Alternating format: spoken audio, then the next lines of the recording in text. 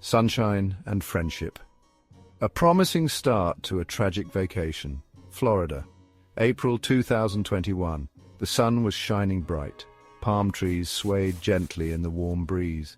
It was the perfect start to a vacation. John and Jake, best friends since childhood, were excited to be in Sarasota. They had planned this trip for months. They were looking forward to relaxing on the beach and exploring the city. John and Jake were inseparable. They shared everything. They had each other's backs, no matter what. This trip was a testament to their bond, a chance to unwind and create memories. Little did they know, a dark cloud hung over their sunny paradise. The first few days of their vacation were blissful. They spent their time swimming, sunbathing, and trying out local restaurants. Laughter came easily. Each day felt like a gift. They were carefree and happy. The world seemed full of promise. As the sun began to set on their fourth day, they decided to explore a part of the city they hadn't been to before. They left their hotel, eager to discover hidden gems. The streets were bustling with life. But as they ventured further, the crowds thinned and the streetlights became sparse. A sense of unease crept in. Little did they know this was the beginning of their nightmare. Lost and confused. The fateful encounter that changed everything. The map app on John's phone had died. They were officially lost. The once charming streets now seemed menacing in the dark. John's heart pounded in his chest. He could sense Jake's growing anxiety too. They quickened their pace, hoping to find a main road. Suddenly a figure emerged from the shadows. He approached them, his face hidden by a hoodie. John and Jake exchanged nervous glances. Their instincts screamed danger. "Excuse me," John called out, his voice trembling slightly. The figure stopped. He stared at them. "Looking for something?" the stranger asked. His voice was deep and gravelly. John tried to remain calm. He pointed in the general direction they'd been walking. "We're just trying to find our way back to the main road," he said, forcing a smile. The stranger took a step closer. John could see his eyes now. Cold and calculating. "You boys lost?" the stranger asked. There was a hint of amusement in his voice. Jake shifted uncomfortably. John felt a chill run down his spine. Something was wrong, very wrong. He wished they had never left the hotel.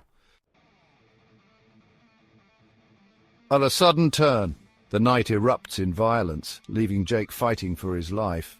"We'll figure it out," John said, trying to sound confident. He tugged at Jake's arm, urging him to move, but the stranger moved too, blocking their path. "Hold on," he growled. "Don't I get a say in this?" His hand darted into his pocket. John's blood ran cold. He saw the glint of metal, a gun. Fear paralyzed them. "Just take our wallets," John stammered, his voice barely a whisper. He emptied his pockets, his hands shaking. Jake did the same. The stranger laughed, a cruel, mocking sound. "You think this is about money?" he sneered. "You picked the wrong street, boys." He pointed the gun at Jake. "He looks like he's got something valuable." John felt a surge of protectiveness. "Take me instead," he pleaded. "Please. He has nothing to do with this." The stranger seemed amused by John's desperation. A shot rang out, piercing the night. Jake crumpled to the ground. John watched in horror, his ears ringing. The world seemed to spin. He screamed, a primal sound of fear and anguish. The stranger melted back into the shadows. John rushed to Jake's side, his mind reeling. Section 4. Whispers of a conspiracy, the courtroom revelation that shook everyone. The courtroom was silent, heavy with anticipation. John sat on the witness stand, his face pale, his hands clenched into fists. He had just recounted the horrifying events of that night, the night he lost Jake, the night his life was shattered. The defense attorney, a slick man in an expensive suit, approached him. "Mr. John," he began, his voice smooth as silk, "you claim my client, Mr. Alex, shot your friend, yet you admit to seeing him only briefly in the darkness. Can you be absolutely certain it was him?" John glared at him, his anger simmering. "Yes," he said, his voice shaking with suppressed rage. "I'll never forget his face. He killed my friend." The lawyer smirked. "But memories can be deceiving, can't they? Especially in moments of extreme stress and trauma." He paused, letting his words hang in the air. "What if I told you there was more to this story, another person involved?" John frowned, confused. What was he talking about? "We have a witness," the lawyer announced dramatically. "Someone who claims to have seen Mr. Alex that night. Someone who says he was nowhere near the scene of the crime." A collective gasp filled the courtroom. John's heart pounded in his chest. Who could this witness be? Section 5, Unmasking the Mastermind. Ethan's confession and the truth behind the attack. A young woman took the stand. Lily. Her face was pale. She was visibly nervous. She testified about a phone call she overheard, a call that incriminated someone else entirely, someone named Ethan. Ethan, she revealed, was Alex's friend. He had boasted about planning the robbery. He had even drawn a map. The same map Alex used on the night of the attack. The courtroom was in an uproar. John listened, his mind reeling. It was a setup, a cold-blooded plan. And Jake had paid the ultimate price. Ethan, a shadowy figure who had lurked on the edges of their lives, was the mastermind. But why? The prosecution called Ethan to the stand. He crumbled under the weight of the evidence. He confessed. He admitted to planning the robbery. He revealed his motive, a petty grievance against Jake from years ago. John listened, his blood turning to ice. Such a trivial reason, such a senseless loss. The trial concluded. Alex was found guilty of murder and sentenced to life in prison. Ethan, the mastermind, received a lighter sentence for his role in the conspiracy. Justice, it seemed, was a fickle thing.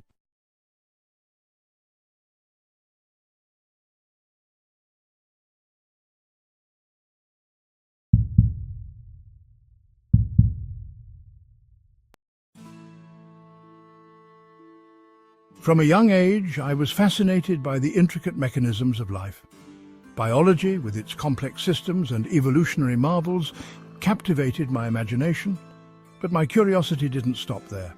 History, with its tales of ancient civilizations and their lasting legacies, held an equal allure. The ancient Greeks, in particular, intrigued me. Their mythology, philosophy, and scientific inquiries laid the foundation for Western civilization. I yearned to explore the lands where myths were born and scientific thought first flourished. My fascination only grew with time. I devoured books about ancient Greece, captivated by tales of gods and monsters, philosophers and mathematicians. The intersection of myth and reality, of ancient beliefs and scientific discoveries, ignited a fire in my imagination. It was this very intersection that I sought to explore, to trace the threads of ancient wisdom through the tapestry of time and understand how they connected to our modern understanding of the world. The opportunity to embark on a journey to Greece arrived sooner than expected. A research grant focusing on the ecological diversity of the Mediterranean region provided the perfect excuse to combine my passions for biology and history. I meticulously planned my itinerary, marking out famous historical sites like Mount Olympus, Olympia, Delphi and Sparta. Each location promised to be a journey through time, a chance to walk in the footsteps of legends and witness firsthand the remnants of a glorious past. Excitement bubbled within me as I booked flights, secured accommodations and packed my bags. The anticipation was palpable. My backpack overflowed with field guides, history books and enough camera equipment to document every step of my adventure. I was eager to immerse myself in the rich tapestry of Greek culture, to explore its ancient ruins and to experience firsthand the landscapes that had inspired countless myths and legends. Landing in Athens felt like stepping back in time. The city, a vibrant blend of ancient and modern, pulsated with an energy that was both familiar and exhilarating. I spent my first few days exploring the Acropolis, its towering ruins standing as a testament to the ingenuity and artistry of the ancient Greeks. The Parthenon, bathed in the golden glow of the setting sun, took my breath away. It was as if the very stones whispered tales of the past, their silent stories echoing through the millennia. From Athens, I journeyed to Delphi, the legendary site of the oracle. The ruins, perched on a mountainside overlooking a breathtaking valley, exuded an aura of mystery and power. I could almost hear the echoes of ancient prophecies whispered on the wind. Olympia, the birthplace of the Olympic Games, filled me with a sense of awe and wonder. Standing in the ancient stadium, I imagined the roar of the crowd, the thunder of chariot wheels, and the fierce competition of the athletes. Each site visited, each artifact encountered, deepened my fascination with ancient Greece and fueled my desire to uncover the hidden connections between their world and ours. My journey took an unexpected turn in the quaint town of Kalambaka, nestled amidst towering sandstone cliffs. While enjoying a late-night meal at a local taverna, I overheard a group of hikers discussing a place called the Rainbow Waterfalls. Legend had it that these waterfalls, hidden deep within the Pindus Mountains, possessed magical properties. According to local law, the waterfalls were said to appear only under specific atmospheric conditions, creating a mesmerizing spectacle of light and water. The sunlight, refracting through the mist, would paint the falls in a vibrant spectrum of colors, hence the name Rainbow Waterfalls. Intrigued by the prospect of witnessing this natural wonder and delving into a local legend, I decided to deviate from my planned itinerary. This detour, as I would soon discover, would lead me on a path far more challenging and rewarding than I could have ever imagined. The whispers of the Rainbow Waterfalls had woven their magic, drawing me into their mystery and setting the stage for an adventure I would never forget. Armed with a hand-drawn map, I set off into the Pindus Mountains. The trail soon morphed into a treacherous climb. The air, thick with humidity, made each step a laboured effort. Thorny bushes snagged at my clothes, and the sun beat down relentlessly. As I ascended, the terrain grew increasingly challenging. Loose rocks gave way underfoot, and the path narrowed precariously. Despite the challenges, I pressed on, driven by the allure of the Rainbow Waterfalls. Hours later, exhausted, drenched in sweat, and no closer to my goal, I made the difficult decision to turn back. The setting sun cast long shadows across the mountainside, and the thought of navigating the treacherous path in the dark filled me with unease. As I retraced my steps, I couldn't shake off a feeling of disappointment. The elusive Rainbow Waterfalls, it seemed, were determined to remain hidden. During our descent, something strange happened. My friend who had accompanied me on this detour suddenly stopped, his eyes wide with a look of bewilderment. He claimed to have seen a fleeting figure disappear into a crevice in the rock face, a figure that seemed out of place amidst the rugged wilderness. He described it as a wizened old man, clothed in robes, who vanished as quickly as he had appeared. Though skeptical, I couldn't help but feel a shiver run down my spine. Could this be a guardian of the waterfalls? A figure straight out of Greek mythology? The Book and the Belief. We returned to Kalambaka at nightfall, weary but stirred by the day's adventure. I found a quaint bookstore on a quiet street. The shop was dimly lit, filled with old books. I discovered a leather-bound book with strange symbols. It was about Greek mythology and the Rainbow Waterfalls. The book mentioned a hidden cave behind the waterfall. Could this be the key to the mystery?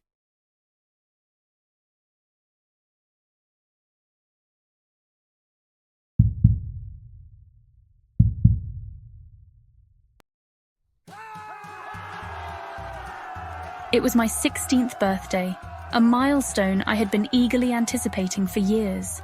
I was so excited about getting my driver's license. The thought of driving my own car, feeling the freedom of the open road, was exhilarating. But my dad had other plans. Instead of just handing me the keys, he surprised me with driving lessons. It was his way of ensuring I was truly ready. I was shocked. He always said I was too young to drive, that I needed more time to mature. Yet here he was, ready to teach me himself. It was a surprising turn of events, but one that filled me with a mix of excitement and nervousness. Dad was a man of old-fashioned values. He believed in learning things the hard way, through experience and perseverance. He didn't trust GPS or any fancy gadgets. To him, technology was a crutch that made people lazy. A good map and your own judgment, that's all you need, he'd say. He was determined to teach me the old-fashioned way. For weeks, he made me memorize routes on wrinkled old maps. We spent hours poring over them, tracing routes with our fingers.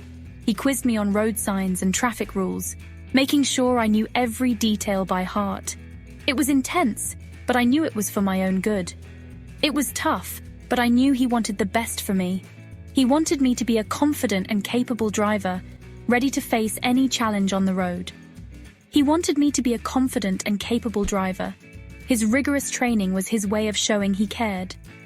Finally, the day came for my first solo drive. I was nervous, but also excited to prove myself. Dad handed me his car keys and a well-worn map. "Go to the bakery on Maple Street and come back," he instructed, "and no shortcuts." The route was simple, but it was a test of everything he had taught me. I took a deep breath, started the car, and set off on my journey. I was nervous but excited. I got in the car. Dad's familiar scent of aftershave and coffee calmed me down a bit. I adjusted the mirrors and took a deep breath. As I started the engine, a wave of freedom washed over me. I was in control. Driving felt exhilarating. I followed the route Dad had marked on the map. I remembered all the landmarks he had pointed out. The bakery was just a few turns away.